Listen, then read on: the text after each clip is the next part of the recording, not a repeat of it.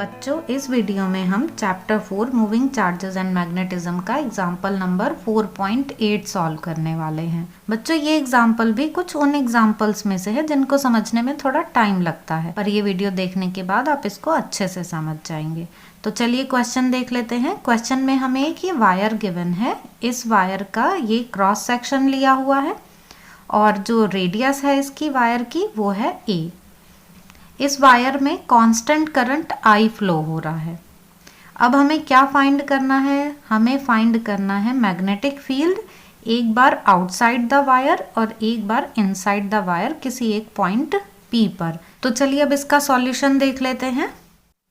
बच्चों, ये क्वेश्चन में जो हमें डायग्राम दिया हुआ है उसको हम और अच्छे से समझने के लिए इस तरह से एक ये वायर का पार्ट एज्यूम कर लेते हैं कि जैसे ये एक हमें वायर दिया हुआ है, उसका छोटा सा पार्ट, ऐसे ही ये हमने एक वायर का पार्ट ले लिया है। इसको हम ऐसे इस तरह से कहीं से भी कट करेंगे तो हमें वायर का क्रॉस सेक्शन मिलेगा जो सर्कुलर होगा। तो ये इस वायर का क्रॉस सेक्शन हो गया सर्कुलर फॉर्म में।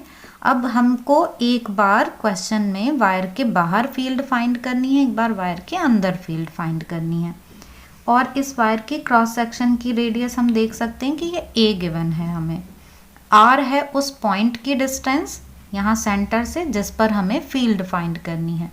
तो इनसाइड द वायर हमने कोई एक पॉइंट P ले लिया है, ऐसे ही हम वायर के बाहर भी कोई एक पॉइंट P एज्यूम कर लेंगे। तो ये दो केसेस हैं, दो पार्ट हैं जिनमें हमें मैग्नेटिक फील्ड फाइंड करनी है। तो फर्स्ट केस है जब हमको फील्ड फाइंड करनी है वायर के अंदर और दूसरा केस है जब हमें फील्ड फाइंड करनी है वायर के बाहर। तो पहले हम इसका सॉल्यूशन देख लेते हैं। ये हमारे लिए इजी रहेगा कि पहले हम इसे समझ लें, उसके बाद फिर ये वाला पार्ट देखें।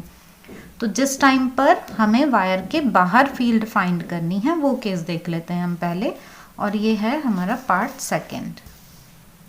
ये वाला केस हम देख रहे हैं outside the wire.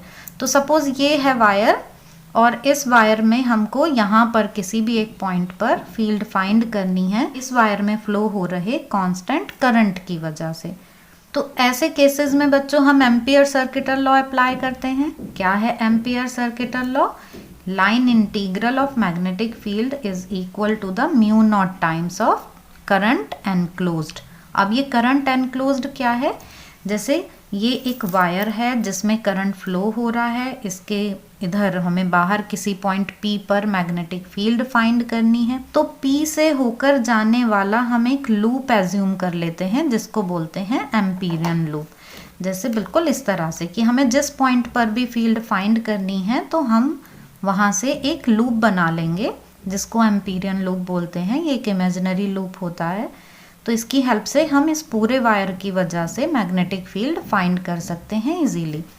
Bio-Savart's law के कंपैरिजन में एम्पियर सर्किटल लॉ से फील्ड फाइंड करना बहुत इजी रहता है, इसलिए हम बायो-सावर्ट्स लॉ यूज़ ना करके एम्पियर सर्किटल लॉ यूज़ करते हैं। इसको हम बिल्कुल ऐसे ही कंपेयर कर सकते हैं जैसे कि हमने यूनिट फर्स्ट में गॉस लॉ यूज़ किया था इलेक्ट्रिक फील्ड फाइंड करने के लिए। तो ऐसे ही हम यहाँ पर एम्पियर सर्किटल लॉ यूज़ करते हैं, ना कि बायो-सावर्ट्स लॉ। तो अब हम ऐसे ही मान ले रहे हैं, यहाँ पर हमने एक ये लूप एज्यूम कर लिया है एम्पीरियन लूप। अब आप यहाँ पर ये देख सकते हैं कि ये एम्पीरियन लूप है और हमने इसको r डिस्टेंस पर माना हुआ है और जो वायर है उसकी रेडियस है a। करंट एनक्लोज का मतलब क्या है कि हमने लूप से करंट को एनक्लोज कर लिया। तो वायर में कांस्टेंट करंट है I, इसलिए जो एनक्लोज्ड करंट है वो भी I हो गया। तो अब हम एम्पियर सर्किटल लॉ अप्लाई कर देते हैं। अब यहाँ देखते हैं B और DL के बीच में एंगल कितना बन रहा है। हम डॉट प्रोडक्ट ले रहे हैं ना, तो मीन्स यहाँ पर हम BDL cos थीटा लिखेंगे। तो थीटा की value means angle between B and DL vector. तो अब जब किसी वायर में करंट फ्लो होता है तो वायर के अराउंड जो मैग्नेटिक फील्ड है उसको हम राइट हैंड थंब रूल से इस तरह से फाइंड कर लेते हैं। तो वायर के इस साइड कोई पॉइंट है अगर, तो ये मैग्नेटिक फील्ड हो जाएगी। पाम जो है वो हमें मैग्नेटिक फील्ड की डायरेक्शन बता रही है, या हम कहें फिंगर का कर्ल जिधर जा रहा है वो मैग्नेटिक फील्ड है। और हमने एम्पीरियन लूप भी ऐसे ही लिया हुआ है। तो जो डायरेक्शन मैग्नेटिक फील्ड की है लूप की टेंजेंट की भी वही डायरेक्शन आएगी, इसलिए जो एंगल बनेगा B और DL के बीच में वो 0 डिग्री हो जाएगा। और ऐसे में यहाँ पर अब हम b को तो कांस्टेंट मान के बाहर ले लेते हैं। b कांस्टेंट कैसे है कि किसी एक पॉइंट से जो एक फिक्स्ड डिस्टेंस है उस पूरे सर्कल के लिए जो मैग्नेटिक फील्ड है वो सेम ही रहेगी, वो कांस्टेंट रहेगी। इसलिए b तो कांस्टेंट हो गया और जो टोटल लेंथ आ गई हमारे पास, जैसे हमने थोड़ा पोर्शन dl लिया था तो जो टोटल लेंथ आई इसके लिए वो इस सर्कल की लेंथ हो गई। वो कितनी हो गई इसकी सरकमफेरेंस 2πr। और इधर ये जो करंट एनक्लोज है तो वायर में जितना करंट फ्लो हो रहा है उसको एनक्लोज किया है ना इस तरह से, तो वायर में करंट कितना फ्लो हो रहा है, I करंट। तो मीन्स IE की जो वैल्यू है यहाँ पर वो I है, इसलिए हम एनक्लोज्ड करंट की वैल्यू I रख देंगे। और फिर हम यहाँ से B फाइंड कर लेंगे, तो μ0I/2πr। ये हमें मैग्नेटिक फील्ड मिल जाती है। किसी वायर में करंट फ्लो हो रहा है I, उस वायर के बाहर किसी पॉइंट P पर मैग्नेटिक फील्ड। तो इस तरह से हम देख सकते हैं कि जो मैग्नेटिक फील्ड है यहाँ इस कंडीशन में वो 1/r के डायरेक्टली प्रोपोर्शनल है। मीन्स जैसे जैसे वायर से दूर जाते जाएंगे वैसे वैसे मैग्नेटिक फील्ड डिक्रीज होती चली जाएगी। जितना दूर जाएंगे वायर से उतनी मैग्नेटिक फील्ड डिक्रीज हो जाएगी फॉर आउटसाइड द वायर। अब हम देख लेते हैं इसका फर्स्ट पार्ट। बच्चों फर्स्ट पार्ट में हमें magnetic field inside the wire किसी पॉइंट पे फाइंड करनी है। इसको हम इस तरह से समझ लेते हैं कि ये वायर का क्रॉस सेक्शन है और इस पूरे वायर में I करंट फ्लो हो रहा है और इस वायर की जो क्रॉस सेक्शन की रेडियस है वो है A, और हमको P पॉइंट पर मैग्नेटिक फील्ड फाइंड करनी है। ये इनसाइड द वायर हमने कोई एक पॉइंट लिया हुआ है, इस P पॉइंट से पास होता हुआ हमने ये एम्पीरियन लूप एज्यूम कर लिया है। अब हमको एम्पियर सर्किटल लॉ लगाने के लिए μ0I एनक्लोज्ड लेना होता है, मतलब करंट एनक्लोज्ड जो है उसकी वैल्यू लेनी होती है। लेकिन अब यहाँ पर जो करंट एनक्लोज्ड है उसमें I करंट तो नहीं है, अब उससे कुछ कम करंट फ्लो हो रहा है क्योंकि I तो इस पूरे में है।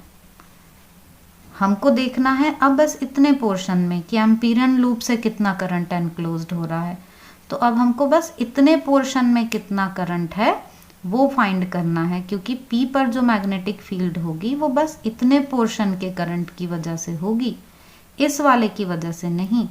मीन्स अब जो करंट है उसकी वैल्यू कम हो गई है। तो अब कितनी हो गई है वो देख लेते हैं हम। ये हमने यहाँ पर ड्रॉ कर लिया है, यही वायर का क्रॉस सेक्शन, और वायर के अंदर ये पॉइंट P है, इससे हमने ये एम्पीरियन लूप ले लिया है। For area πa² current is equal to I। ये जो वायर का पूरा क्रॉस सेक्शन है इसकी वजह से कितना करंट पास हो रहा है वो हमें गिवन है I, और इस वायर की रेडियस A है ना, तो सर्कल का एरिया πa² हो गया, तो इससे I करंट पास हो रहा है।